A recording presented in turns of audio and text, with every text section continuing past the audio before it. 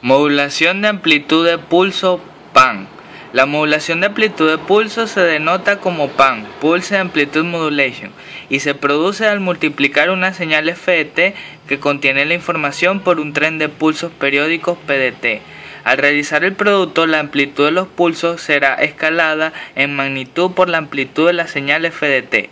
De esta manera, el resultado final es un tren de pulsos, cuyas amplitudes son función del valor de la señal FDT en cada uno de ellos. Aquí vemos dos ejemplos con y sin nivel de C. Se muestra la información, el pulso y la señal PAN al final.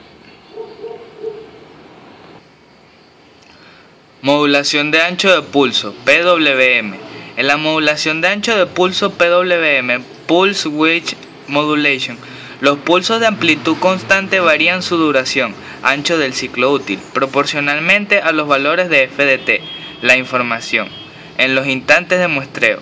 La modulación de ancho de pulso PWM a veces también se nombra como modulación de duración de pulso y se denota como PDM.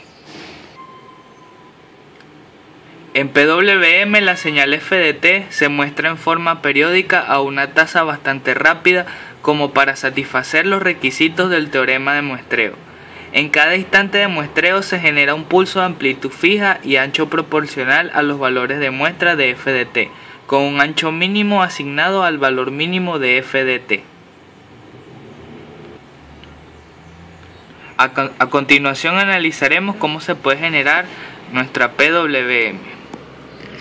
Podemos ver que la señal de entrada FDT pasa por un muestrador que tiene en sí un reloj, luego para el generador de rampa y su salida a un comparador, y así obtenemos con nuestro valor de voltaje de referencia nuestra señal PWM.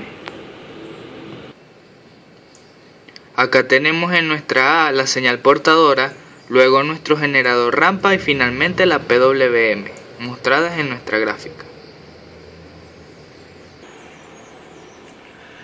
La modulación de posición de pulso, o PPM, consiste en emplazar los pulsos desde una posición de referencia hasta otra en función del valor de la señal FDT. El mínimo desplazamiento de pulsos se usa para designar el mínimo valor de FDT y el cambio de posición es proporcional a la señal moduladora, FDT. Una forma conveniente de generar PPM es usar la señal PWM generadora y entonces accionar un generador de pulsos de ancho constante en los flancos de bajada de la señal PWM. El circuito generador de pulsos puede ser considerado como un monostable, el cual se dispara en el flanco de caída de la señal PWM. El ancho de pulso generado se determina por el monostable. Acá podemos ver nuestro diagrama de bloques donde la señal PWM entra al monostable y así obtenemos nuestra señal PPM.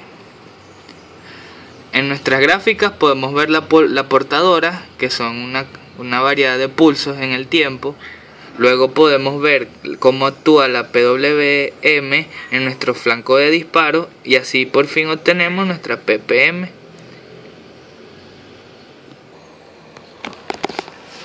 Muchas gracias por su atención. Les acaba de hablar Ever Chaparro, estudiante de Ingeniería Eléctrica en la cátedra de Sistema de Comunicaciones 2. Hasta luego.